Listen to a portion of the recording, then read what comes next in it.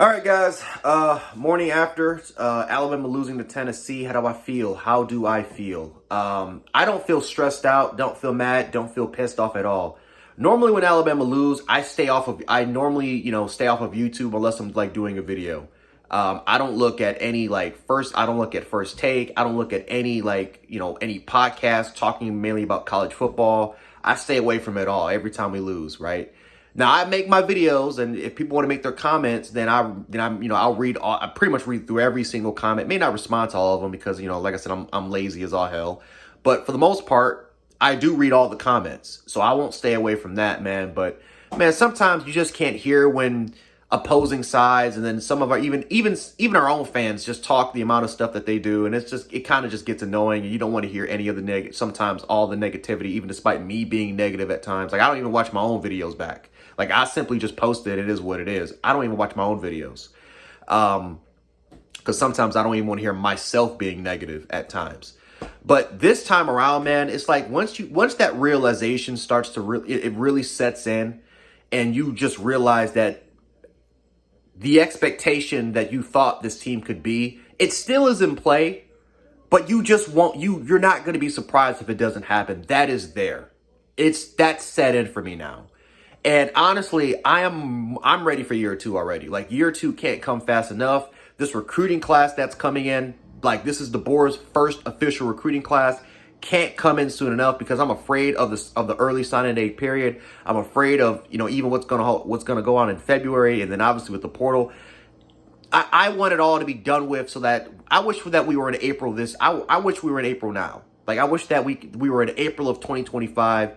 So that the transfer portal is, so that, that window, or we were in May. I wish that we were in May of 2025. The portal window's done, and we can just focus on the 2025 season. Like, seriously.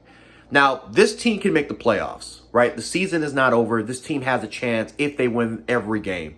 They have the strength of schedule on their side. You got Missouri, you got LSU. Missouri's going to move up. LSU's a top 10 ranked school. They're going to move up. You beat both teams, and you win all the rest of your games, you have a phenomenal chance. You still have a great chance of making the playoffs. Do I think that's going to happen? No. Can they get it fixed? Yes. Is it, it's possible that they can definitely get it fixed. But again, like how I talked about in the Vanderbilt loss, like how I talked about in the South Carolina loss, this team has not shown me the ability that they can get it fixed. And it's not just on one side. It's not just the offense is the problem or the defense is the problem. It's a culmination of everything. It's the offense, it's offensively, it's defensively, and then it's what's going on off the field, on the field, game management, situational awareness with your coaching staff. Panicking is crucial in situations. It sucks. Again, we talk about with the facilities, with the ice cream trucks, and with the podcasters and the content creators coming to Alabama, and just like the culture change is something like again. It is what it is. Some people are going to criticize me on the culture. I'm not the biggest fan. From what I've seen so far compared to what we've been used to, I'm going to continue to say this. The standard left when Nick Saban left. And sometimes it's not completely a bad thing, because that's one thing that as Bama fans, we don't want to admit, but it's true. The standard was Saban. You walk through those doors, you walk through and you see built by Bama, and you see all the stuff on the walls that's talking about the standard. No, Nick Saban built Alabama. Nick Saban built Bama to what it is today. Yes, we had Paul Bear Bryant and we had Gene Stallings. We understand all that crap, what happened here. But the turn of the 21st century, when Nick Saban got brought to Tuscaloosa, despite the Franchonis and the Shulas and the Joe Kines, and we can go all the way back to the sanctions. Nick Saban was the one that instituted a culture that for almost 2 decades, Alabama has able to sustain success that we've quite frankly have never seen before. The only team that you can think of that came close to what Alabama was able to accomplish are the New England Patriots. The New England Patriots with Bill Belichick. The New England Patriots for decades, 2 decades, had a standard, right? And I think that is even more difficult that they did compared to the NFL, compared to college, because you have free agents. and you have a bunch of players that are getting paid millions of dollars, and now they're coming in, and it's like they have no sort of continuity with the team. But somehow, in some way, Belichick and that coaching staff, that culture, was able to instill in the players coming in that, like, yeah, man, like what you did with the Panthers, or what you did with the Buffalo Bills, and what you did with your past team, that shit's not going to fly once you walk through those doors. Like, you talk to any player from that used to play with the New England Patriots coming in, like a Randy Moss. Like, you can talk to a Randy Moss. You can talk to a Rob Gronkowski. You can talk to, a Jamie Collins or a Kyle Van Noy. Like, talk to those players, and they'll tell you that the culture was just different compared to any other place that they've been to. And that's what Alabama was for nearly 2 decades. But we are moving in a direction. We are moving in a direction where that's gone. That walked out, that just like how everything that. Now, thankfully, we didn't go through what the New England Patriots went through, but it walked out the door as soon as Nick Saban went through it. And it's not just Saban. A lot of the coaches and players that helped build what Alabama is today are gone. They're gone. They're gone. Nick Saban was just the last piece of the puzzle. Was just the last person that brought what we used to have. They're gone. They're not walking through those doors again. If they are, I mean, they can be consultants. They can try to motivate the team, but they're not. But they're not a part of They're not a part of this football. They're not a part of this football team. They're not on this roster. Those players and coaches, the Kirbys, and they're gone. And so this is a new era. And sometimes, man, during this new era, you have to let these coaches build something new. Yes, from a roster standpoint, we don't have to rebuild. We can retool. But from a culture standpoint, we have to rebuild. It has to be a new slogan. Something new has got to happen with this coaching staff. And quite frankly, and this is what some people say, how can you lose with Saban players? It's much deep. Like, I'm telling you, like, yes, the talent is there. But it's a lot deeper than simply just talent. You have to have the mindset, and you have to buy in. You got to buy into the process. You have to buy into what these coaches are trying to bring to you. The problem is sometimes, though, is that the coaches, it seems like the coaches are trying to figure out what they can do to not only make the players buy in, but how can they sustain that level of consistency that Nick Saban and the past predecessor, like the past assistant coaches that Saban had on the staff, how they were able to sustain that for years.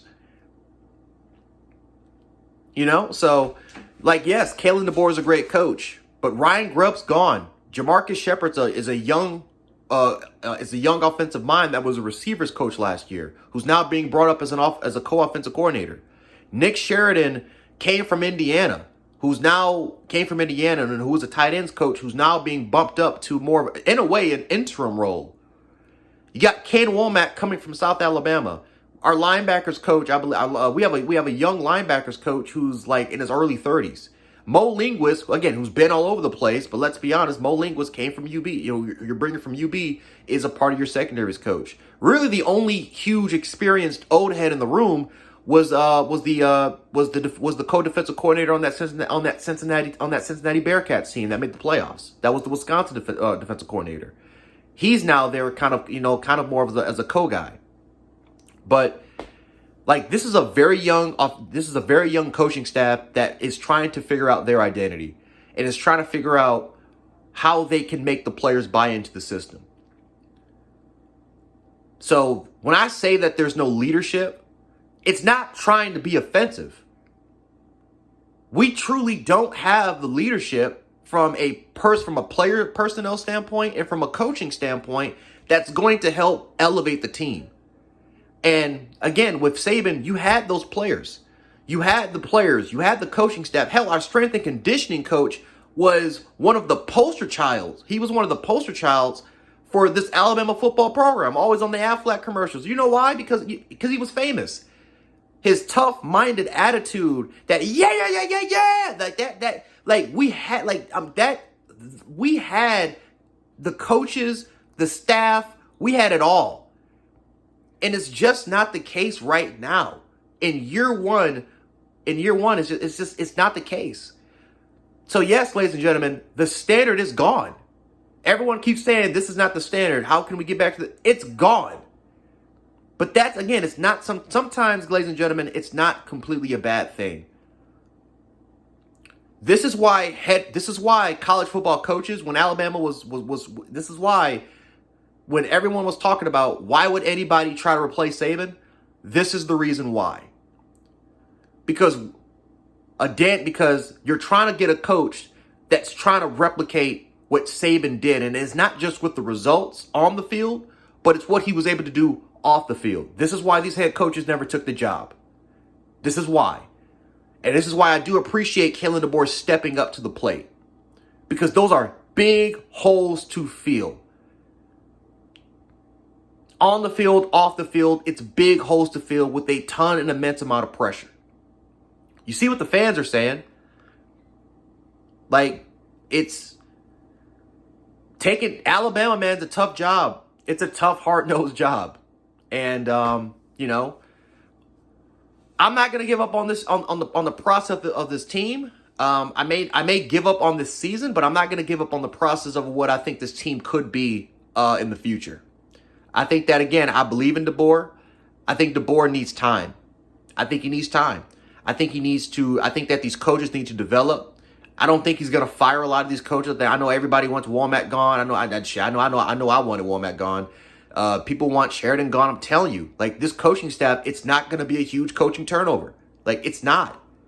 The only turnover you might see are players that were part of the Saban era transferring. That's what you may see, either them transferring or going into the draft.